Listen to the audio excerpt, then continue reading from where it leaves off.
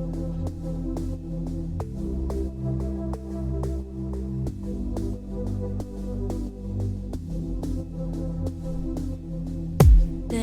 and welcome to this week's episode of When Push Comes to Shove for our YouTube channel. My name's Nikita and we are here with Eleonora. Say hello, Eleonora. Hello. Hi, Nikita. Hi, everyone. Welcome. How are you? Thank you for having me. I'm very good, thank you. Wonderful. How are you, Nikita, today? I'm great. So we're very excited to be getting on with this movement of When Push Comes to Shove. As some of you know, we are doing interviews with mothers and doulas and midwives. And this week we are speaking to a doula. I'm myself a doula as well. So we've got a lot to talk about, haven't we, Eleonora? So let's get cracking. So tell me about yourself. When did you become a doula? Who did you train with? The floor is yours. Go. Yes. So doulaing to me came through my massage practice. I specialize in pregnancy and postpartum treatment as a therapist. And women started to ask me for more support, if I could massage them during labor or be the companion before they go to hospital. And I didn't know about doulas back then. I started to, and this was, so I started as a massage therapist around 2008. And then in 2011, through my massage practice, this question came along, and I looked at what I could do to say yes. And I came across the concept of doula, and since then trained and never looked back on. I have trained with a course. I can't now remember the name of the course, but it was a Doula UK recognized course. Which is the main professional body that recognized doula. But since then, NCT also became quite popular in offering doula courses and others. But yeah, back then wasn't as much choice as now. Okay, wonderful. So for those of you who don't know what a doula is, Eleonora, would you like to explain the concept of a doula? Yes, of course I can. Well, doulas, we are there to emotionally and practically support really women and their partners and families from pregnancy to postpartum and anything that happens in between.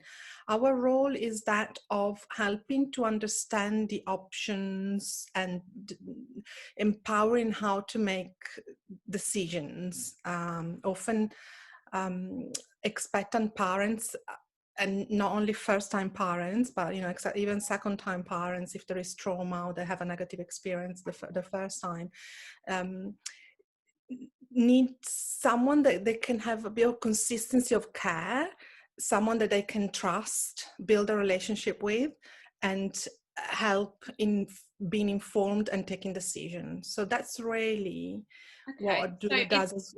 So if someone were to say, well, what is the point? We have midwives in the NHS. Why would we need a doula? What would you say to that? Right.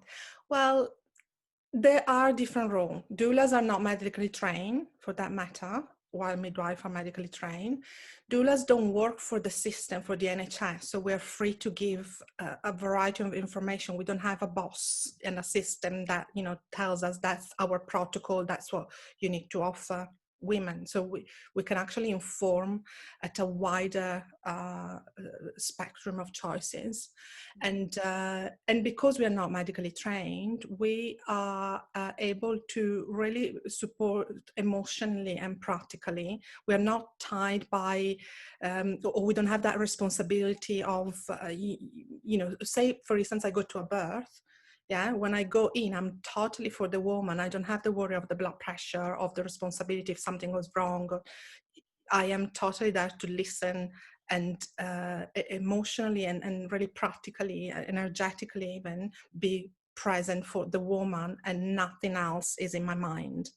So it's very difficult. And also another aspect that is quite important, I mentioned it before, is the continuity of care that as doulas we offer, because we build a relationship with the one person that we can be with from beginning to end. Mm-hmm.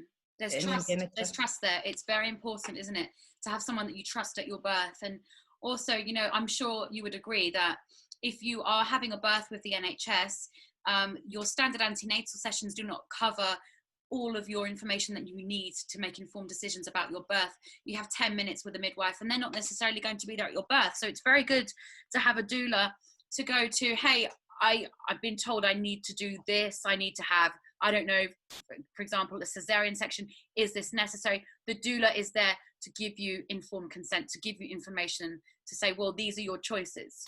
Would you agree? Absolutely, and especially, and you know, in a way, the importance of independent midwife, which is why, you know, I understand you put up the course, which is amazing, by the way. You know, it's very inspirational what you're doing. It's because of that. The midwife in the NHS, in the system, they are tied by the protocol of the hospital, and most often the protocols are tied to the insurance. So it's not necessary what's best for that individual need of that individual woman, right? Yeah, The protocols are made for the wider population, yeah, and there is not that kind of person-centered care, which doulas can give at an emotional and practical level, not medical, but independent midwife can also at a medical, from a medical standpoint, they can give that individual care, that person-centered care, which I think is the most important thing to have an empowered birth. Yeah. Is the person-centered. That's really, in my experience, what's missing in the NHS. That person-centered, and like you said, Nikita, is the NHS is so overwhelmed by, you know, there is no time, there is too much work, you know, and unfortunately, you know, it does, women pay the consequences in birth of this load. It's not just sad, it's to me it's criminal, and this is why I've started this movement, because I mean, it's not just the guidelines you have to worry about, or women don't have the exact information. A lot of the time they're being given false information, and a typical scenario being, okay, your baby is breech, you have to have a cesarean section. The amount of women I speak to that think that's their only choice and say things, I'm not allowed to have a home birth, I'm not allowed to have a vaginal birth. Yeah. We need to get across the message to women, there's no such thing as not allowed. Yeah. Now, there's being responsible, you know, for yourself and your baby, and we're never ever going to say, you know, just go and have the most dangerous birth ever. That's stupid. We're trying to give women the understanding that there are options, and you need to take it out of your head that you're not allowed. You were allowed to do what you want. Yes. We're not encouraging women to do anything dangerous. We just want to say, look, if it's your right.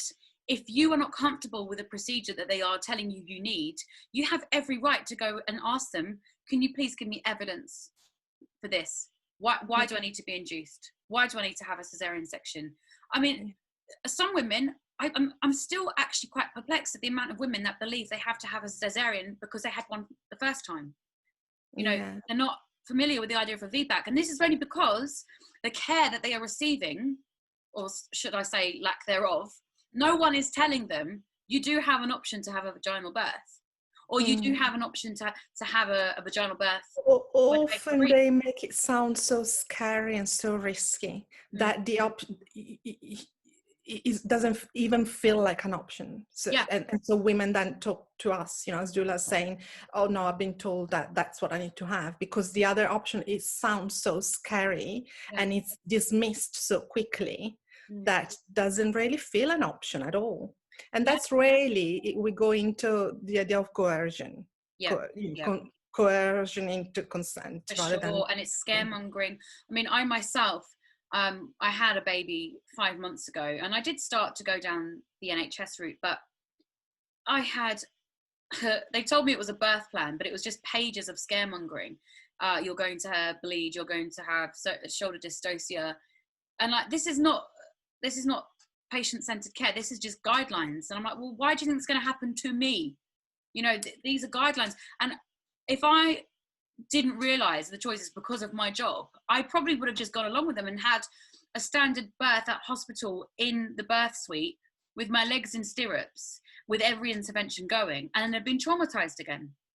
But thankfully, I just took control and I said, well, no, thank you. You can stuff your guidelines. I'm sorry, but I'm doing this myself.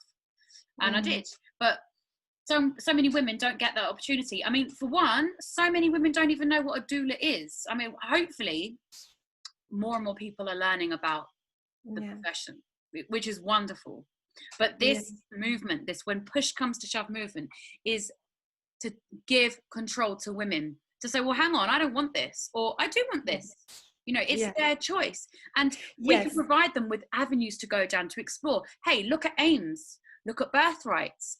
You have a plethora of information readily available should you want it. That's what we're trying to get across. Yeah, I like that you mentioned should they want to, because as doulas, you know, if we go back to the more general idea of what a doula is, you know, doulas are not there to only support home birth or natural labor. You know, I have had clients that wanted an elective C-section, or I've had clients that have been you know, forcefully offered the induction, and they, between induction or C-section, they prefer C-section, right? So there are always kind of a series of choices in between. It doesn't have to be, it doesn't need to be. Well, I don't blame them, to be honest. I mean, if induction will usually end in, well, I say usually, a large portion of inductions will end in cesarean section anyway, so you might as well get straight to the point. I mean, and do it. I don't blame them for making those choices, and they should never be demonized for a choice they make, as long as it's their choice. Yes, you know, exactly. if they've been presented with all the information and they still want to have a cesarean section, or they want to give birth in a pool with a dolphin, it's up to them. Yes, it's informed consent. That is the key thing here. So in fact, there is a research paper on this, that really what makes for a positive birth experience is not the actual birth. It's not, let me rephrase that. It's not how the baby is born, but how well supported emotionally they felt throughout, from pregnancy to the birth, in how well the woman feel supported in her choices. That's really what makes a post-birth experience. Looking back at it and say, oh yes, I knew this was, you know, I was expecting this. That is a scenario that I could see coming because I was informed. If something happened, you're completely out, like, what just happened? Why did it happen? And how? And you're completely in shock by it. It was not consent. Consent is when you have an understanding on what's on offer. If something happened that you are not a bit of a grey area though with consent as well. I mean, that I've supported people before where they feel so pushed into a corner that they feel they have to do what they're being asked to do. That's not consent, as you said. That's coercion. I've had women that are already having contractions and the midwife's waving prostin in front of them and saying, well, you might as well have this. And I'm like, you don't have to do that. But they feel that they should because they're being forced to do it. Well, that's how they feel. And then after the fact, they end up having a very traumatic birth and look back and think, well, I didn't want that at all. So it's all well and good for the NHS to have their tick boxes. You know, patient said yes, patient consented. Is that actually consent, or is that coercion? That's what I worry about. And I'm very concerned about the lack of information they are given in order to make a decision. So, for example, if you're being rushed down for a cesarean section, or you're booking in a planned or a planned C-section, are the doctors saying to them, do you understand about birth physiology? Do you understand the role of the human microbiome during birth? None of this is being told to women. So that's not informed consent. There are so many women who have had cesareans after the fact that have found out about the role of the human microbiome and have gone, oh my God, I never ever would have had an elective cesarean section if I'd known about that. That's a problem. That's a huge problem. Yes, definitely. All the information are not given. I think it goes back to the fact that, you know, they're tied on their insurances. Really. Yeah, for sure. So you said you've been practicing since, is it 2008? You said, so like 12 years. As a doula, 2011. 2011, right? Okay, cool, amazing. And are you enjoying it still? Are you still enjoying giving the support? I mean, how's it been during COVID for you? Yes, well, it just happened that the clients that I had, especially through the first lockdown, I've been at all the births that I, you know, was attending, because it just happened that Omerton was one of the hospitals in London that was allowing two birth partners at the birth center. Wow. Then I had a single mom by choice, so I was the only birth partner, and so it just happened. And I had a home birth, so it just happened that I have been working That's good that you've been able to go to hospital. I mean, but I have a general rule, and very good reason for it. I only do home birth these days. I only do home birth because I feel that I can't actually be the support they need if I have to transfer into hospital, because I end up being a hindrance. Because if midwives are coming in or doctors are saying you've got to do this, something, the other, I am actually not, I'm not there in a sort of supporting emotional role anymore. I'm sitting there going, actually, you do want to do this, and there's too much arguing, and I thought I need to take myself out of it, so I'm just doing home births. Do you ever support free births? I don't know. I have. Can I drop names? Yeah, of course. So Jessica. What's Jessica's surname? Oh, do you know Jessica from Doula Is? She does free birth in London. She's very, very experienced. Or Hamutal. Okay, yeah. I do free birth. I love it. Right. Massive fan of free birth. Lots of doulas are not, but again, we're not there in a clinical setting. It's about informed consent from the woman, that they realise that, you know, they don't want a doula there for a clinical capacity. That's not why we're there. It's just, I think, a role of love and support, and had to have faith in their body. I mean, some women will have a home birth with the NHS midwives, but I mean, let's take myself for example. I said to them on the NHS, I said, I do not want midwives here who are going to start freaking out but attend anyway. That's not, the energy will change in the room straight away. I need someone there who actually believes in my body's ability to do this. Yes. Someone who is not going to freak out over a little bit of meconium or something like that, you know. But if you're there and you're worrying, that's why I'm no good in hospitals, because I'm like, my energy shifts, it changes. Yes. And you have to be present for that woman, right? Meconium is another one, you know, going back to the difference between hospital and private midwives. For instance, the National Institute for Clinical Excellence, NICE, states clearly that stained liquor meconium, it is not an emergency, and it only needs to be thick and lumpy to start being an emergency. In the NHS and hospital, as soon as they see this stained liquor, very light meconium, it's an emergency. You know, and as you said, the woman feels that. The woman feels that this you know, health professional around her are freaking out, really, because of that. And that will not help her oxytocin flow. If you have people in the room, their energy is you know, well, frightened or, you know, very anxious, it's going to change your birth state. And this is why I always very carefully explain to women when it comes down to their place of birth. So, you know, you go wherever you want, but you have to go where it feels comfortable. Yes, you know, if you go into hospital, you're more likely to have intervention, purely one, because you're in hospital and the staff are used to doing, you know, well, intervention. Secondly, your energy will shift because you're going from a place where you feel safe, usually, to a place of bright lights, strangers, feelings of being observed. That will stimulate adrenaline. The adrenaline will then stop your oxytocin doing its job. And then straight away, you're going to start having intervention because your labour will slow and you'll hear these awful words, failure to progress and things like that.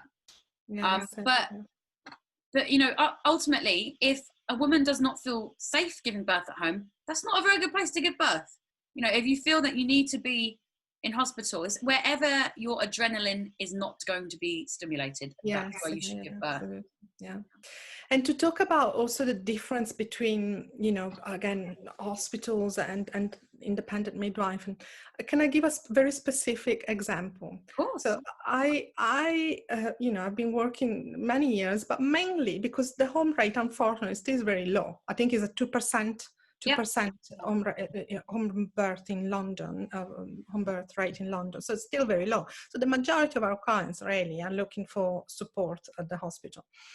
And because of course, I am in the environment, I see births happening mainly in hospital, right? So, and you know, it's like confirmation biases and learning, it's like a circle, like we learn from each other, I learn from seeing midwife, that, you know, it's all, I have been seeing in the NHS lots and lots of water birth, right? Lots and lots of positive experiences, right? But in this particular scenario, usually in the NHS and midwives don't want the mother to touch their baby under the water, because there is that kind of belief that it stimulates the babies to breathe, and you don't want to do that underwater. Then I was at a home birth quite recently, the one that I mentioned I had during the lockdown, with Andy, in fact, from my midwife. And Andy is incredibly experienced and, confident and talented really on what she does. And it was a home birth.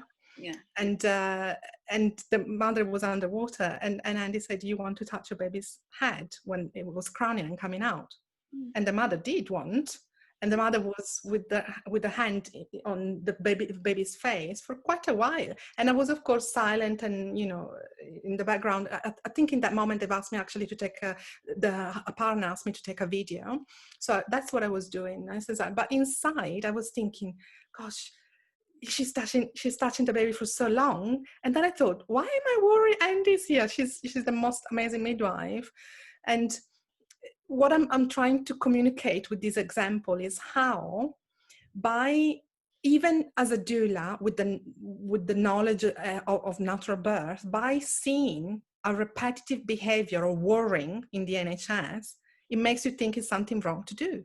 Yes. But actually seeing the exact same kind of scenario in a different setting, which is not NHS based and protocol and insurance based, but independent. Yeah. And completely kind of freer to give the medical care without the worrying of something escalating over you. Yeah. The outcome was completely different. Yeah. Does it make sense what I'm trying to communicate? Oh, totally. Yeah. I mean, I would have been the opposite. I'm used to seeing that women just touching their baby because they feel, well, the baby's coming out. They're in the water. They want to be with the baby. They want to feel what's going on. I think if I'd seen a midwife go, "Don't touch a baby," I'd have been like, "What? Just do what she wants." So that reinforced my concept that because you do free birth and you're not really in touch with the NHS, it reinforces for you. It's a reinforcement of the fact that that's natural, that's normal, it's not a problem. And this is huge, because you know what happened is that all those doctors that they never see natural birth. So no, of course, how can they help in a natural birth? They don't know. In fact, the royal free, if I remember correctly, the year, it was 2014, 2015, royal free had a kind of a pilot where they were taking turn, doctors were taking turn to visit the birth center and witness natural labors. It was a thing, a royal free, because they are aware in the system, they are aware that there is this complete unbalance in the profession, right? Doctors don't really see natural birth, and therefore they freak out and they intervene when it's not necessary. Yeah. Well, I mean, they get the word natural and normal birth confused, and like they told me that I should be on the CCG in the delivery suite with an epidural, and I thought, that's not a normal birth. That's far from a normal birth. And the doctor even said to me on the phone, and Andy heard this, they said, "Nikita, how can we know you're in second stage labour without giving you internal examinations?" Well, I lost the plot. I hung up. I was like, I can't actually talk to you. Like, what? Have you not seen a birth before? And then I thought, no, she hasn't. She hasn't seen natural birth. I mean, if women have epidurals on their back, they don't know when they need to push. The sounds are not the same. You can hear down the road when a woman's about to push, right? You know the sounds they're going to make. But if all you can see is a woman with her legs in stirrups in the lithotomy position with an epidural in her back, not natural at all. How can you know? I mean, that's all they see, but they are there for when things go wrong. So how can they assist? Or they don't need to do anything when things are going right. And I think if they start looking in before it's their time, then a domino effect ends up progressing. And that worries me. And, a lot of women will say, I want to go to the birth centre because it's a nice in between hospital and home. But most birth centres are actually attached to the hospital. They're the same staff, you know, and they're just through the doors is the delivery suite. So I'm not entirely sure whether the birth centres in that case make a huge difference in an intervention rate. I really don't think they do. They can't, because they still have obstetricians. Intervention rates are lower in birth center statistically. Yes. Are they? Okay. Yeah. Well, that's good to know. That is good to know. Especially freestanding birth center have a very low. So freestanding, yeah. But I wonder about the ones that are attached to hospitals. There is it's a lower rate of intervention. That's good. That's really good to know. I remember seeing a birth at a birth center once, and the obstetrician had to come in and talk to the lady because she had a car accident, and he came in and said, "Oh, we just need to check just in case you need an epidural." And I thought, why are you doing that?